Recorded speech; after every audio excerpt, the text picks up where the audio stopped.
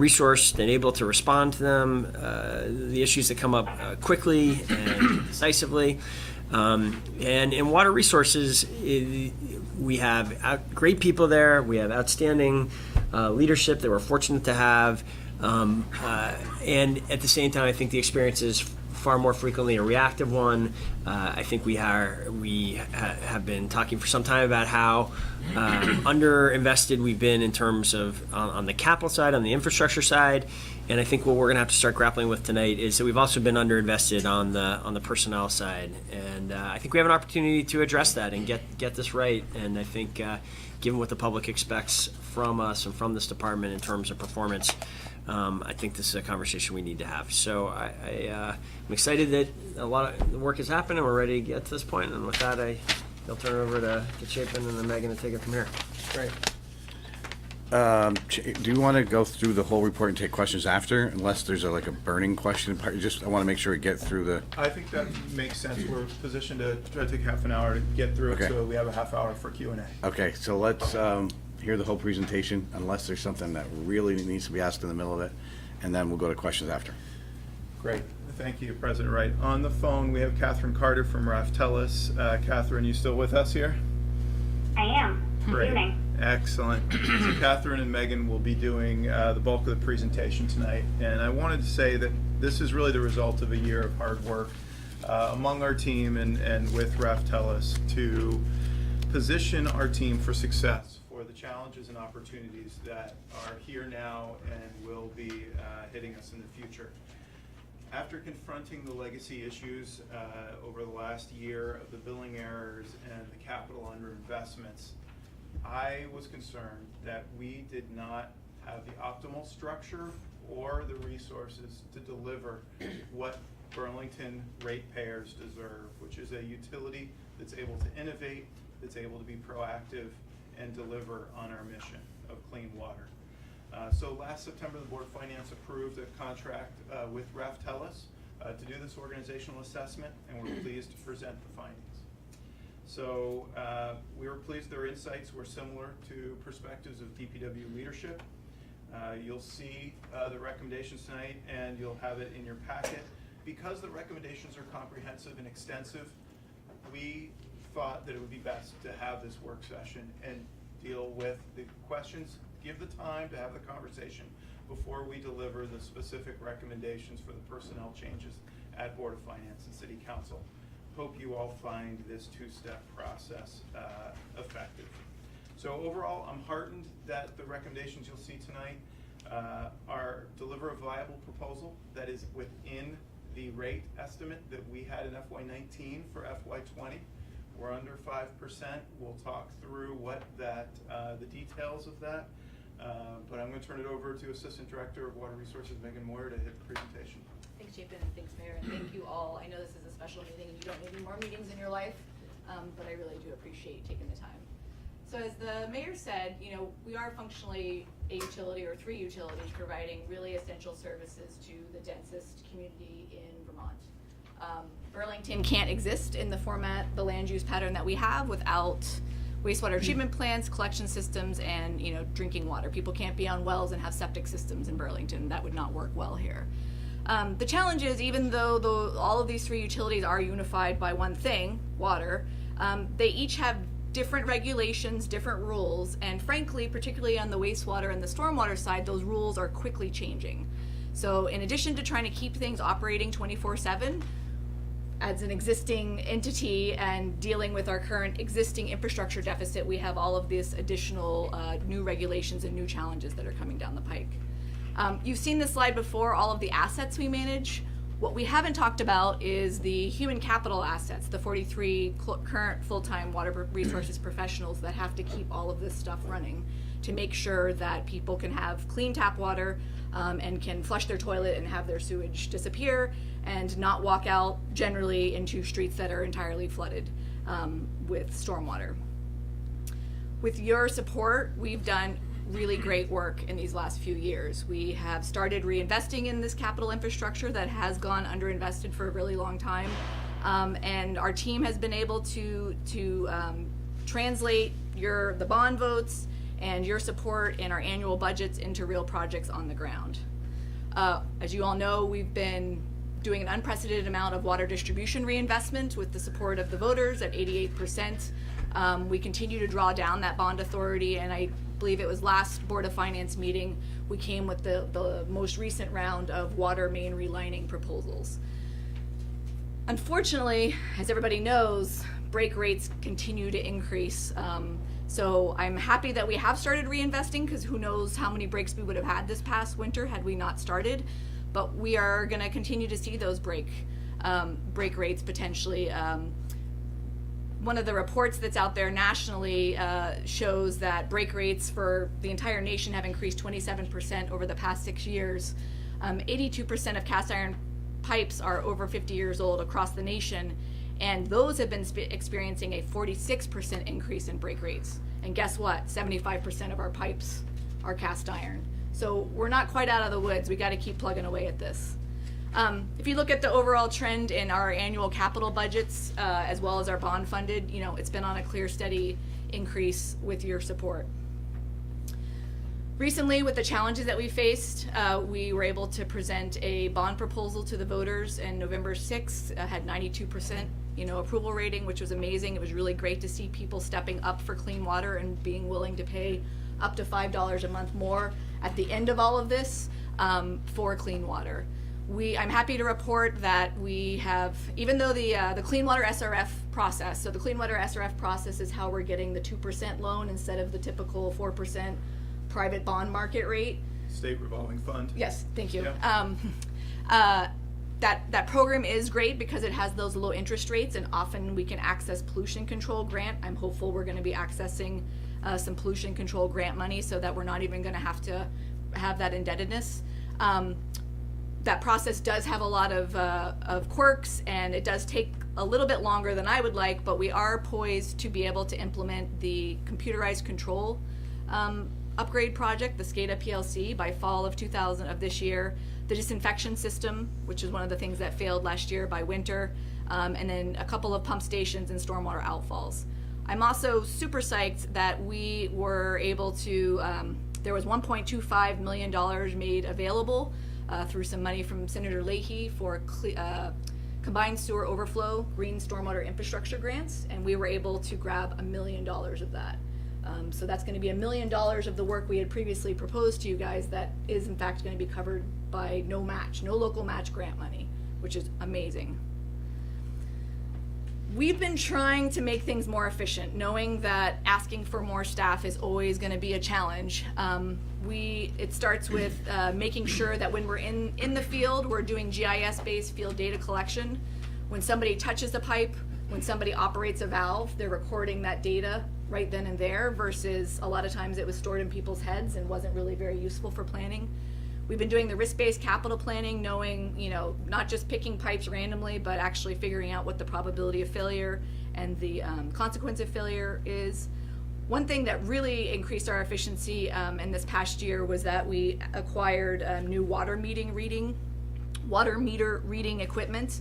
It used to take us 3 days with 2 people to read all of the meters in Burlington, and now with about one person, 1 day, we can read about 85% of the meters. So one simple piece of equipment, $10,000, and we're able to get a lot more done. We've done some reorganization of the wastewater work group structure. We're doing various things like making sure we have ample on-call contracts for excavation services, so that when we have 3 breaks that happen at one time, and we don't have enough people, we can bring in people from the outside. And one thing that we're going to be talking to you about with our budget presentation is that we're going to be, we're looking at contracting with an asset management firm to both rehabilitate and provide long-term maintenance for our elevated storage tanks, the one that's on Redstone campus and the one that's on UVM, both to maintain our good partnership with UVM, but also because those are super critical assets. If those go down, those feed the hospital, and the hospital needs to have water. So they are probably some of our most critical assets. Sometimes we don't think about them because they're up high and you're not looking at them up close, but they really need to be taken care of. Various risks. We've already mentioned that we're in a constant catch-up on system-wide infrastructure deficits. We have also had a backlog of preventative maintenance. We've been focusing a lot on capital, which is great, but there's some fundamental preventative maintenance things, such as making sure we're operating those valves. If we can't count on a water valve working, when you get a break, instead of having to isolate a small area, you have to keep going out further and further. Our hydrant system, which is for our fire protection, needs to be painted. Almost none of the hydrants have been painted in any time recent history. They need to be in good working condition. We need to update and strengthen our operational SOPs. One of the things that I've been finding is that, you know, the treatment plants, they do have standard operating procedures, but they have not been updated in some time, and that is concerning to me because equipment changes, people change, and again, a lot of it lives in institutional memory. The need to strengthen our compliance and enforcement programs. One of the things that came out of the industrial pollution, the high-strength wastewater piece, we have existing ordinances in Chapter 26 that designate how much high-strength waste somebody can send to us. And we have these agreements with our breweries that charge them based on that, but we don't have a comprehensive program for how that we would apply that more strictly to certain entities like breweries, but frankly across the city. We mentioned the changing environmental regulations. We've got a lot of public and private projects which require detailed review and coordinated investments. And just skipping on down to the more recent risks that became realities, our meter billing error discoveries in 2017, late 2017, and then unfortunately none of us will forget, I certainly won't for probably my career, the wastewater incidents of last summer. Failure is not an option. We have to have these utilities functioning at a high level, and getting to the point of innovation. I've been able to go to some conferences. There's some utilities that are really doing amazing things, and we'd like to get there, but we're in this constant, as you said, you know, reactive position. So we brought in Raftelis. We wanted to make sure that we weren't just looking backwards and only focused on what was bothering us right now. We wanted to make sure that any solution we came up with addressed any historical backlog, dealt with our immediate pressures, but also had some near-term, looked towards the future, at least as a near-term basis. So we're going to turn it over to Catherine. They're a third-party water resources consultancy firm that is a leader across the nation. The most recent conference I went to, utility management conference, I would say, I don't know how many presentations Raftelis had, but they were a key member presenting some of the most innovative work in utility management. So it's been really great to have them on our team. Okay, Catherine, you ready with that strategy to reduce risk slide? Catherine? Did we lose her? Yeah. Uh-oh. She's probably coming off mute, is my guess. Catherine, are you able to hear us? Well, I can keep going.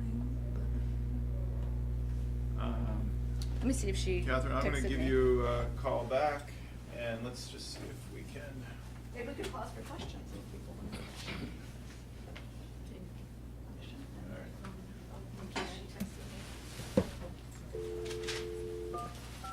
She's in the airport, so hopefully they didn't call her flight.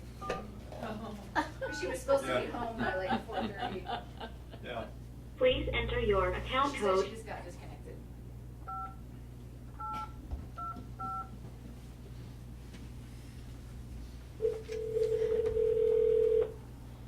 It's okay, we have chocolate. Hello, Catherine. Hey, Catherine, greetings. Chapin and Megan here.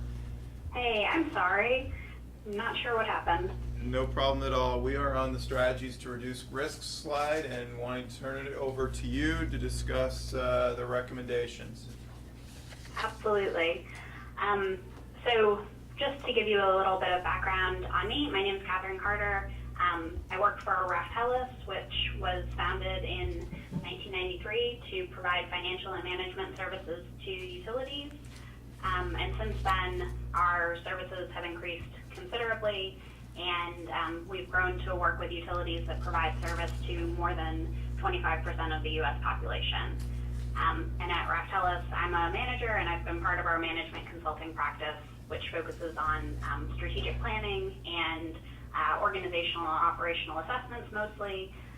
I've been with Raftelis for about 8 years, and during that time, I've worked pretty much exclusively with small, medium, and large utilities across the United States.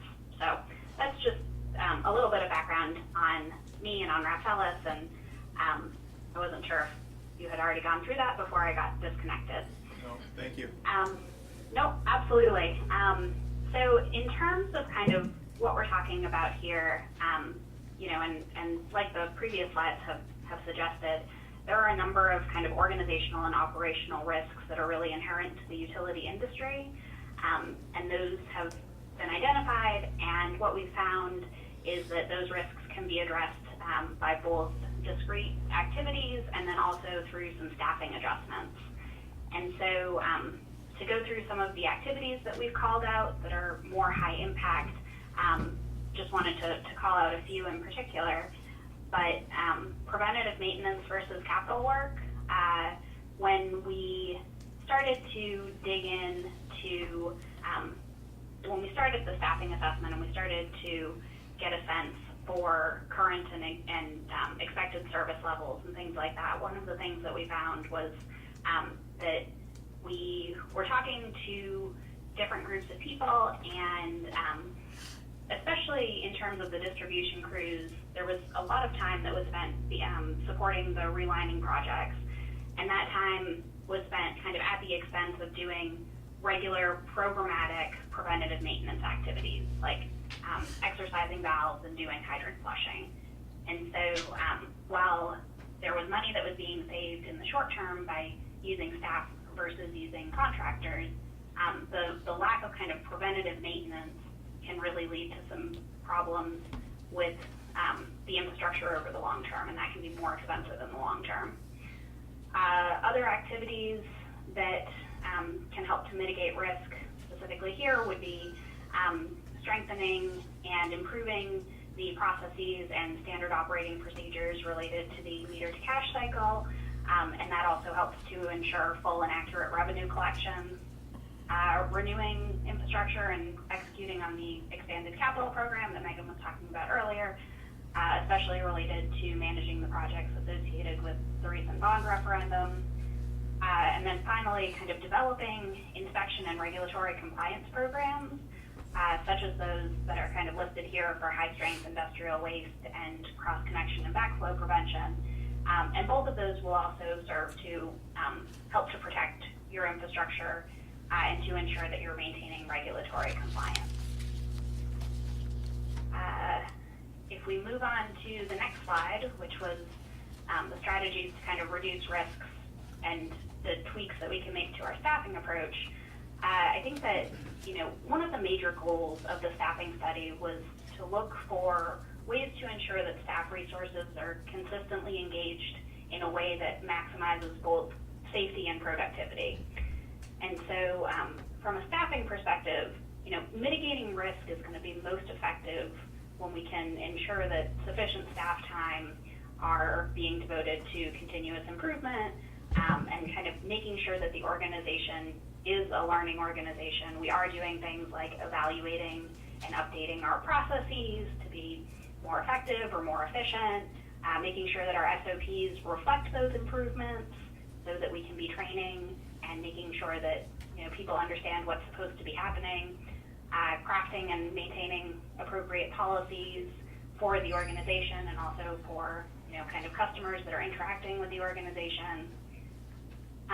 And so in order to kind of move from being a more reactive organization to a more proactive organization, we need to look for opportunities to ensure that staff can, for the most part, be operating kind of in their lanes and spending time, as the slide says, kind of spending the majority of their time in their zone of genius. When you get pulled to do a lot of different things and to respond to different situations that arise, it's easier to let things kind of slide and to have things kind of fall off. And so in order to ensure that we are maintaining really high service levels, we are, you know, committed to our mission of delivering clean water and treating wastewater and all of the services that the organization provides, we need to make sure that people have appropriate time and resources in order to kind of focus on their core functions. And then the other thing that we kind of focused on throughout the study was looking for ways to develop kind of a more robust leadership team, which will allow the assistant director position to be more focused at a strategic level rather than a tactical level. And so doing that will allow the assistant director to delegate more activities and more functions, and instead focus on, that high level strategic, what is it that the organization needs to be focused on in terms of long-term financial viability, operational optimization, customer satisfaction, kind of the high level, is this organization being managed effectively? And it also allows for kind of more time and more organizational effort to be devoted to the complex technical projects that come up that will have a large impact on the utility or on the community, and it just ensures that there are sufficient resources to make sure that those are successful. Great, Catherine. Our goal is to try to wrap up in the next 5 to 10. So Yep. just keep us moving. Yep. Yep. Okay. So generally speaking, our approach to the staffing study was to talk to either representatives or full groups from each of the different functional areas within water resources to get a sense for current and anticipated service levels, and then to benchmark those service levels and in some cases practices across utilities in New England, and get a sense of how peer utilities are staffed. This led to a number of specific recommendations. The first was around kind of the meter function. We wanted to create people who were solely responsible for meter activities, and to move meters away from distribution and under the customer care and billing team to ensure that the entire meter to cash cycle is kind of in one place, and that helps to improve customer service, increase accountability, and ensure that communication is strong. Another recommendation was to add a customer care lead, and this is beneficial for a lot of reasons. This would be somebody who would report to currently the utility billing administrator, but ultimately this customer care lead position would help to ensure that the utility billing administrator could be enriched to increase the financial management that's living within the utility, and focus on revenue assurance processes. So move that to a customer care and finance manager. It also helps with succession planning, provides a career ladder, and provides additional administrative support. We move to the next slide. Other recommendations included creating a policy and programs team, complete with a policy and programs manager. Currently, I think that the policy and program development falls largely on the assistant director position and the stormwater program manager, and the requirements, as was stated earlier, kind of continue to evolve and will need to increase to meet regulatory needs. And so this recommendation creates a group to manage policy and program development and administration, so that there is a program manager who can coordinate with the assistant director and then lead and implement programs, process development, etc. We would then have a stormwater coordinator and a water resources technician that would be focused on environmental compliance and providing some engineering support, who would report up to the water resources program manager. For the engineering group, we recommended adding an additional staff engineer to support both existing needs and then also the needs with the new capital investments, and to provide technical support for some of the programs that need to be developed. We also recommended kind of monitoring needs for water resources, for the water resources engineering technician, and depending on the implementation and the funding available through the bond referendum, monitoring the need for a limited service project accounting or project management position. And then finally, with regard to wastewater, we recommended adding an operator and training position, which would create kind of a feeder and ensure that there's operational redundancy, and to help the organization manage upcoming retirement.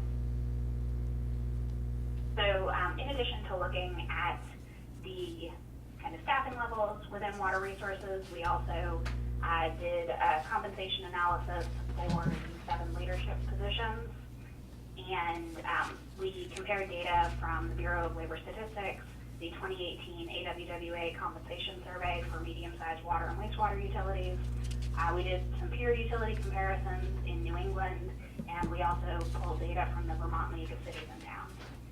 And generally, from the compensation analysis, we recommended a few tweaks, and the only thing that was, I would say, larger than a tweak was our finding of the discrepancy between the water resources and the other sources for the assistant director salary, which, as of right now, is about 40% below the AWWA data and about 26% below the New England peer utilities.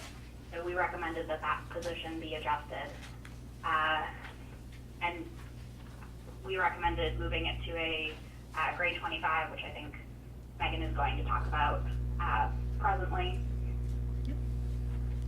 Great, so Sorry? yeah, I think we might skip the next slide. The next slide is just okay. continued optimization. We're continuing to look for ways in which we can make things more efficient. We're not just saying, hey, we're getting more people and we're done trying to be creative. Yep. So then Okay. the next, So I will hand it back to you. awesome. So the next piece is just sort of detailed, based on FY20 annual budget and FY20 wages, what the overall staffing cost impact is when you take both salary as well as FICA, benefits, workers' comp, some other assumptions in there. As the mayor said, it's not insubstantial. It's almost $400,000, which is about an increase of about 3.1 or 3.2% over our operating expense budget, or about 2.4% of our FY20 all expense budget. I didn't know if you wanted to talk about, you want to leave it as is? Or? I will just touch on that the assistant director to division director, we're proposing a slight name change, third line down, and including a small market factor to that, given that the reclass does not move the position's compensation anywhere near the median or average for the comparable positions in the market. So getting to what probably matters most, rate impacts. So currently as modeled, even with all of the staffing in and with all of our known cost drivers, so we're still working with the clerk treasurer's office on some of the final cost allocations, which is why I'm showing it as a range. My current model, with everything that I know about, including the staffing, is about a 4.5% increase in our overall water resources bill. So a 4.5% increase translates into about a $3 increase a month for your typical residential customer bill. That's somebody who uses 600 cubic feet a month. The current model includes, like I said, all known cost drivers, and that the overall 4.5% rate is due to a 3% increase in the water rate, a 6.25% increase in the wastewater, and about a 0.5% increase in stormwater. When we back out and try to figure out how much the staffing investments represent, it's about $1.70, so just over half of the rate increase is due to these proposed staffing impacts and investment in what I call human capital. And I think that's all we got for you guys. We've talked with the DPW Commission. We had a great meeting with the TUC. We were able to make the final Raftellus report available to you all, and now we are here on April 8th and hoping to come back to you on April 15th for just the phase 1 recommendations. So that's the moving of people and 3 staff additions. We would then hopefully, with the budget approval in FY20, and once that all settles, that dust settles, come back to you for the phase 2 recommendations that are detailed in the report. All right, let's open it up for questions. Councilor Pine, then Councilor Busher, and then Councilor Roof. Sure, I've got a few that are kind of quick and technical, but we'll go through those real quick. So, is a grade 25 a department head grade, basically? Is that what that is?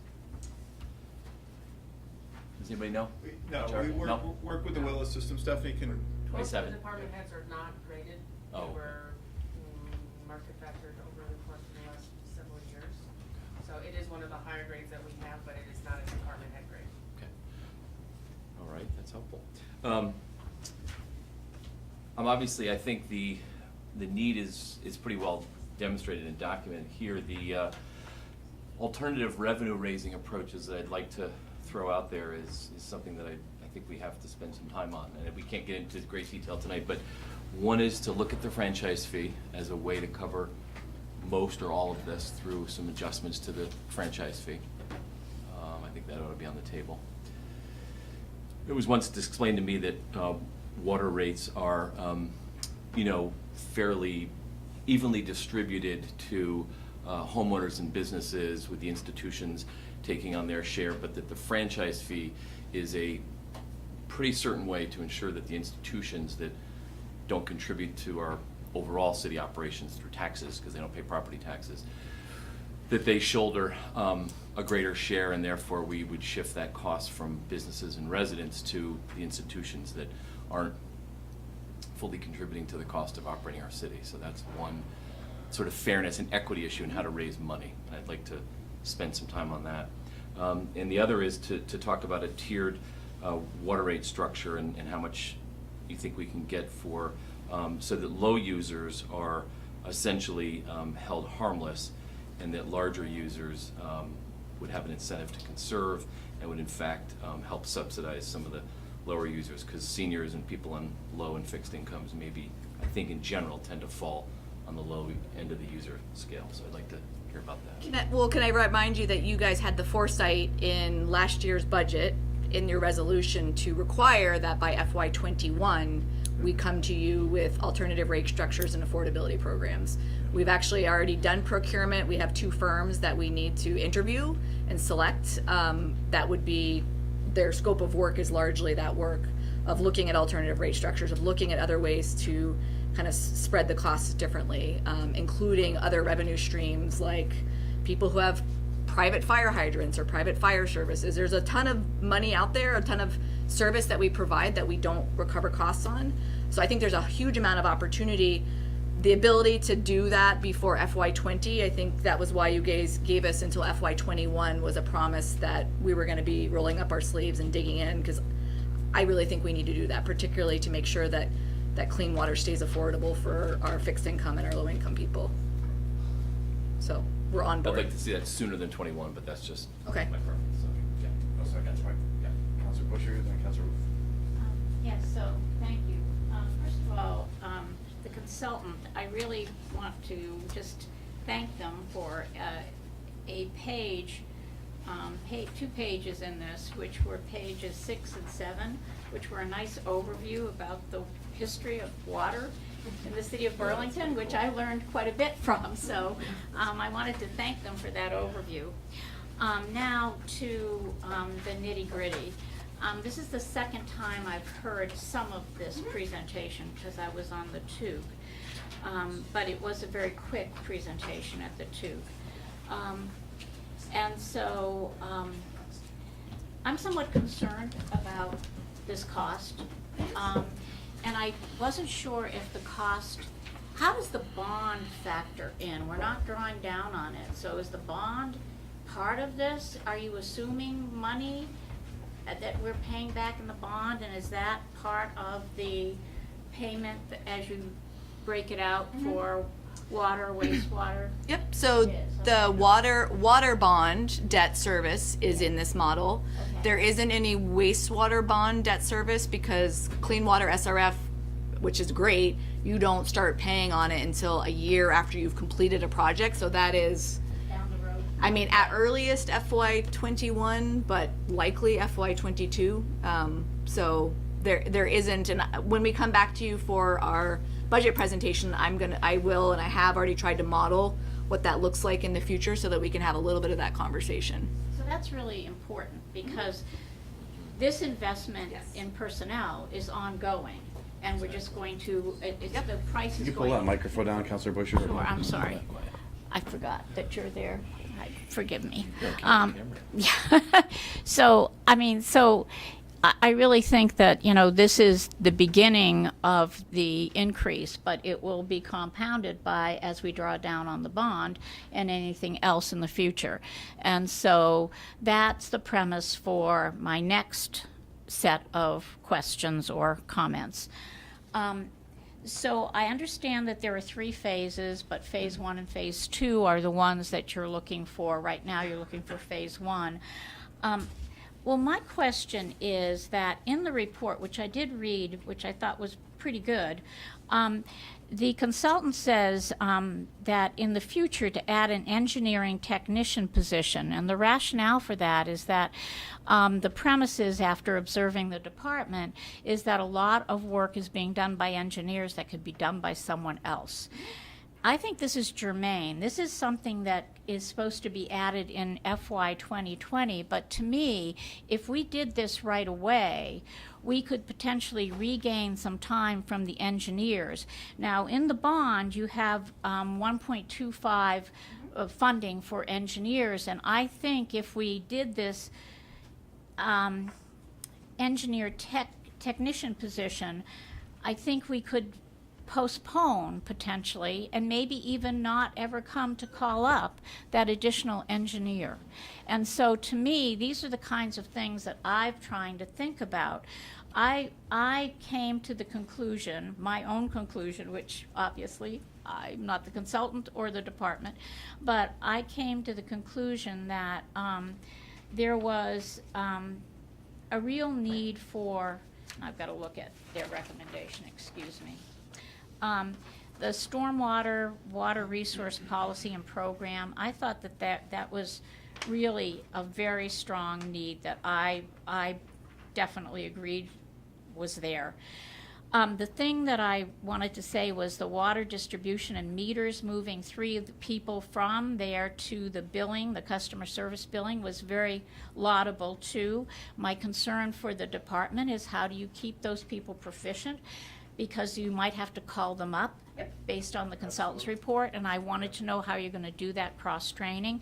I think that comes with a cost, and then I wondered if indeed the department would consider, if you now have 6 people, if you would consider bringing that customer service billing position too, if you would consider filling that within the 6 and not add another position. So these are the kinds of, I just didn't know if that was possible. You've got 3 meter people coming, and you've got 3 customer service people currently, and they're proposing to have some manager oversee them. I didn't know within that 6 if somebody could be defined as that manager and you wouldn't add a position. So these are the thoughts that I had. These are things that I feel like people have to chew on. I understand the need, but I'm looking to make it as affordable as possible. So I'll end there. Thank you. Okay, where do you want me to? Just because we've wrestled with exactly how many to bring to you, our understanding from Raftellus was, the bond aside, the amount of work that is currently on the table for the engineers, I end up having to do a lot of technical engineering work because there aren't enough engineering hours to go around. So, and some of that was looking at what we basically need now, hoping the 1.25 that's in the bond, if we can sort out with the state and make sure 100% that those are going to be reimbursable, that would be a different project accounting type project management person that would come on only for the duration of the bond to pull the project accounting stuff off of the engineers and get them in their zone of genius. So the other question about the water resources engineering position. May I just say something, Yeah.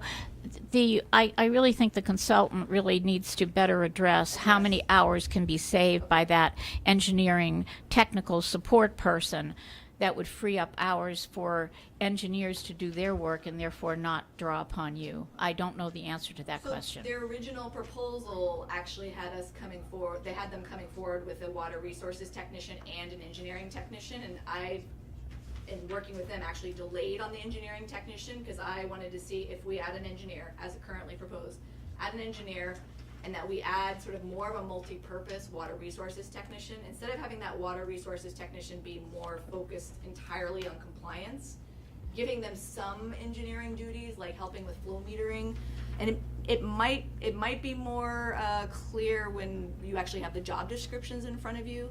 So I was trying to blend the engineering technician with the water resources technician with the hope that we may not even need to add an engineering tech. But because your points are exactly in line with some of what we struggled with when they came back and said, well, you actually need more. I'm hoping that we may not need that engineering technician. Councilor Roof. Thank you, President Wright. Thank you for the presentation. Super clear, comprehensive, a few blind spots for me, so just a couple of questions here. We'll start with rate impacts.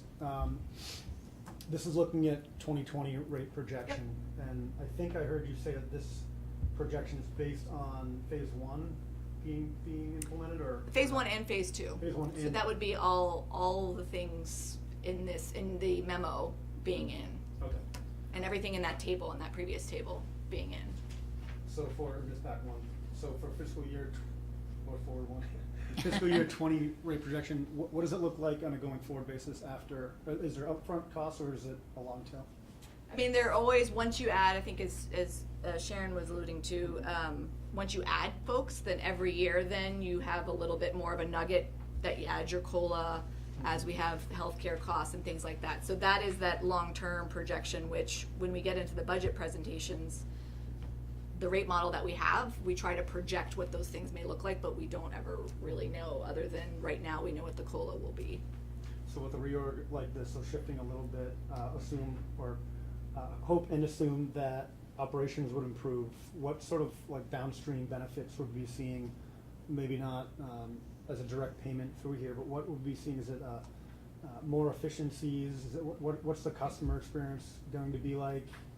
I'm assuming it would be improved. Are we saving money on, because we're better planning for management of our assets? What are some of those downstream benefits that we can expect from a reorganization?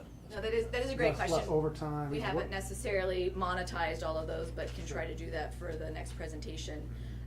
I mean, I think fundamentally, some of this is to first keep the wheels on the bus and make sure we don't have risks. Mhm. There are risks by not having some of the SOP work done, some of the risks that we had last year with the wastewater treatment plant. If we're not able to deliver on the projects that we proposed as part of the bond, people have given us all this money, but if I can't get the money on the ground, I think that affects customer trust and impact. From the customer experience perspective, particularly what we're doing with the customer care and the billing, making sure that we have highly accurate meters, that people's meters are the correct age, making sure we're collecting the correct amount of money. We could see some actual monetary benefits if we develop a more robust meter replacement program. If you have old meters out there, they slow down, which means somebody who's actually using 1,000 cubic feet, we may only be measuring it as 900 cubic feet. And so there is real money out there with having enough staff to make sure that those programs are in place. But we can try to monetize some of it, or at least take a stab at that. A few other quick ones. What role did current staff have in envisioning this out? What's the motive of that? Catherine, are you still there? I am. Yeah, you want to talk about staff engagement? Yeah. So when we kicked off, we met with almost everybody at Water Resources and also a group of folks from DPW. So we had generally hour or hour and a half sessions with either individuals or groups of people over, I think, a 4-day period to talk to them about kind of what their existing workloads were like, what they anticipated in the next year and several years in terms of different services or programs that needed to be provided within their kind of areas of expertise and their functional responsibilities. And we tried to get a sense of kind of how much time they were spending on each of these activities. And so we had interview guides and a series of structured questions. Like I said, I think that we hit almost everybody in the department, so almost everybody was able to provide some input. I think that we had scheduling problems with one or two, and maybe somebody was on vacation. But we were able to engage the vast majority of the group to come up with kind of our initial data, and then I believe that Megan and Chapin, you have taken the findings and reviewed them with people at several stages throughout the process. We have. Yes. Okay, last quick one. How do we define typical? 600 cubic feet a month, single family. So single family rate, customers get charged a fixed amount for stormwater, and then it's volumetric. So if you use less than 600 cubic feet, your increase won't be that much. Just the only friendly suggestion, as we go out and try to bring this out, defining typical, and then also maybe a Yep. few levels I up think or I a few did levels that in the down. memo, but I didn't Is it hear. in the memo? Yep. Yeah. Thank you. Yeah. Thanks, Counselor Perry, and then Counselor Chang. Oh, I thought you were in the queue. Counselor Chang.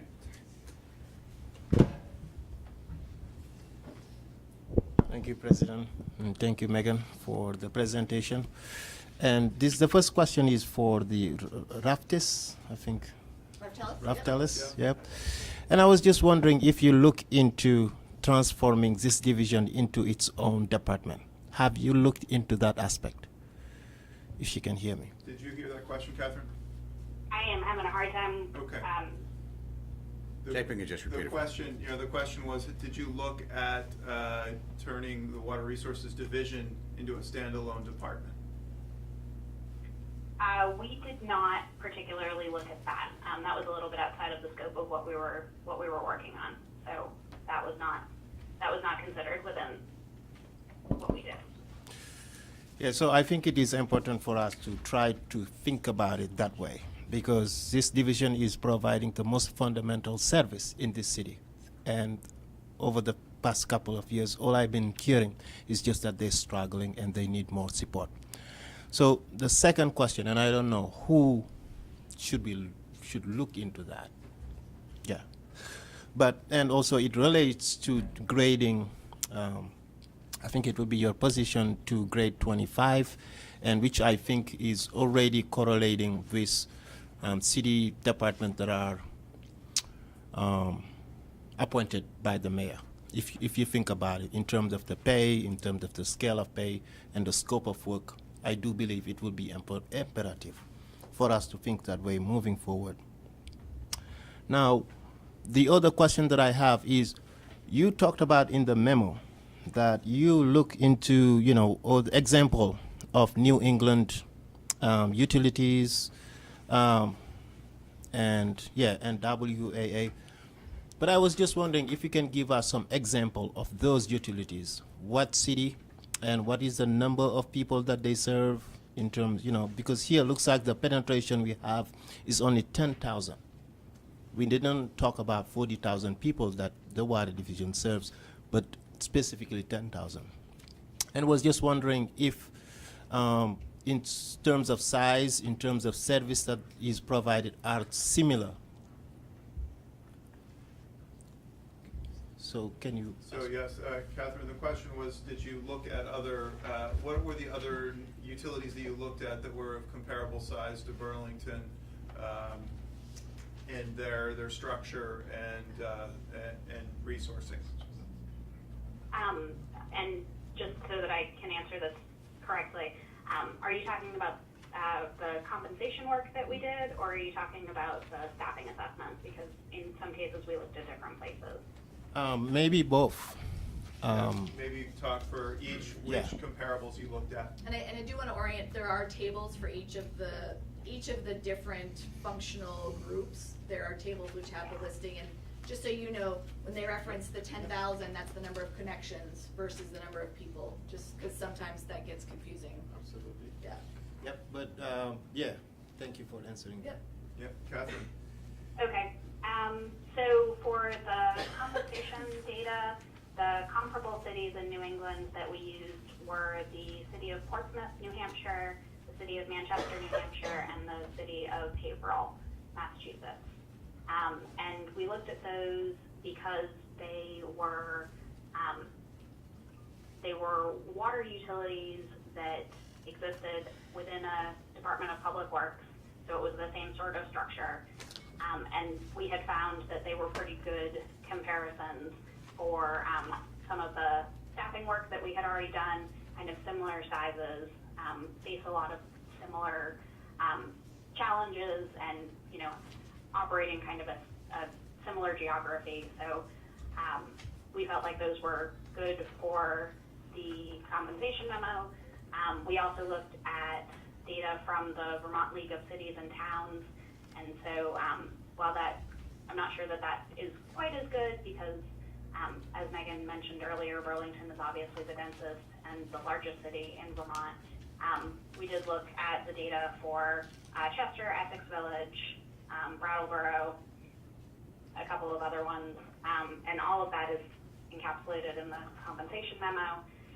And then for the staffing assessment, we have kind of a larger list, and it is somewhat dependent on the position, but I'm just, sorry, flipping through to find one of the tables. But for the water distribution group, we looked at Lowell, Billerica, Portland Water District, Waterbury, Manchester, Lawrence, Haverhill, Penachunk. For meters, we looked at Champlain Water District, Kennebunk, Port and Wells, Portland Water, Portsmouth.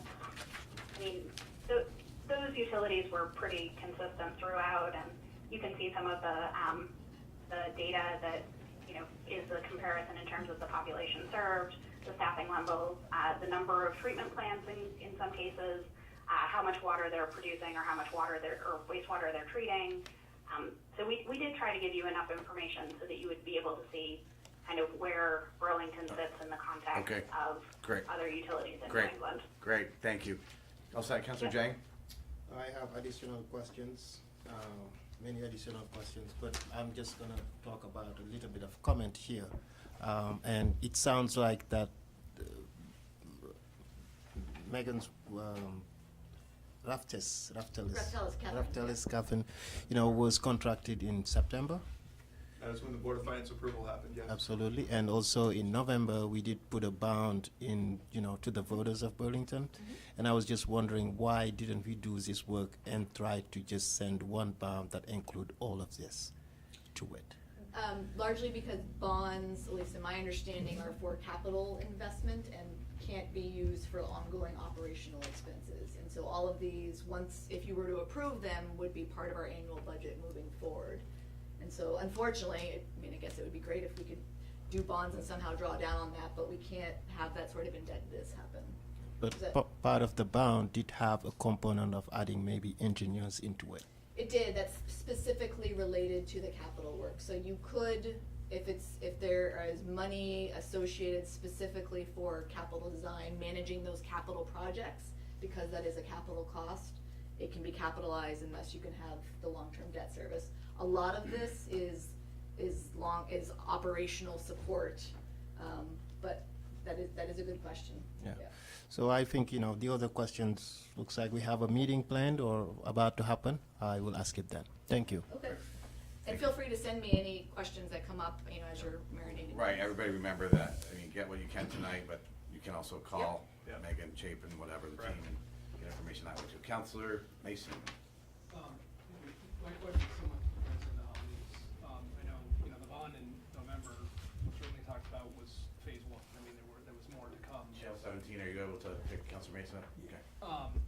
Can you just speak to, that this and we don't know when the next phase will come, but, you certainly telegraphed us that what we did was not gonna fix all of our problems. Can you just sort of speak to how the staffing changes that you're, asking for now, that you have in mind the phase two, and that this will facilitate or assist that? Yep, absolutely. So the phase two of clean water is, I've occasionally referred to it as the integrated water quality planning, which has been ongoing, and actually I have an amendment that I need to bring to you guys to add on to the scope of work.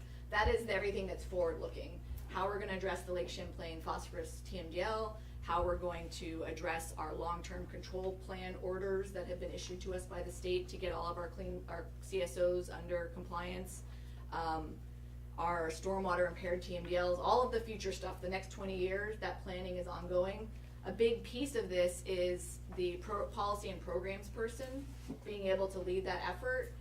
A lot of what we're trying to do with the integrated plan is not necessarily just build a whole bunch of stuff, because that's really hard in the city of Burlington. To the extent that we can create programs, increase street sweeping, residential stormwater grants, all these different types of programs, we're gonna be able to tell the state, hey, we're getting those pounds of phosphorus differently. We're not gonna be trying to cram in rain gardens everywhere. We're gonna do a lot of that, but maybe half of what we do is a lot of programmatic stuff that leverages private properties. the programs and policies person is going to be figuring out the framework, but we'll need engineer, technical folks to be modeling and figuring out how all of that works. So a lot of this is setting ourselves up for the future, hopefully getting people here now, so that in a year or two, when we're trying to launch some of that stuff, we have fully functioning, robust staffing members who can just hit the ground running. Because it takes a while to really figure out how the city works, as you all know. I still don't know entirely. Yeah. Anybody else? Can I just one quick comment is, voters obviously supported this by huge numbers, as you mentioned in the presentation last fall. I think probably some people will think, though you did make this clear, that we took care of this problem. Yep. And with their willingness to support that last fall, what's the message going to be out of, like, failure to do this would mean what in a nutshell? Do you want to take this one? Yes, we listed a number of risks in an earlier slide in the presentation, and without the resources to manage those risks, any one of those could emerge to bite us. And we seek to actively have a robust industrial pollution prevention program so we can manage the high-strength waste coming to our plant. If we don't, then the plant could have another upset.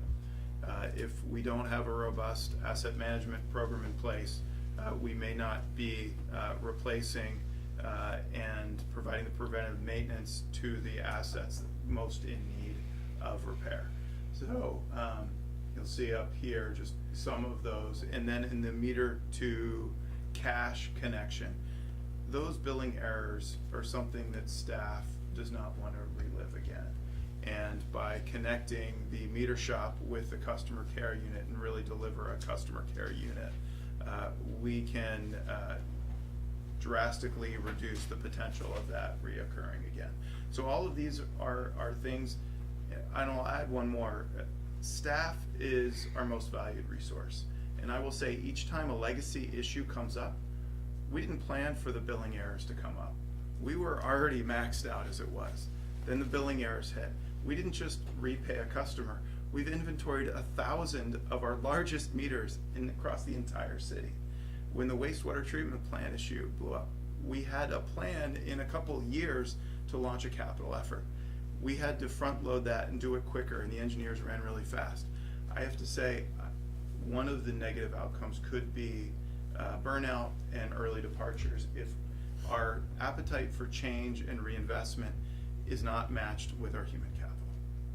Okay. I do think that, as others have said, we should find some creative ways to pay for this, but so if all this is done, can we assure voters that we won't be having to do any more for a while in terms of dealing with these issues?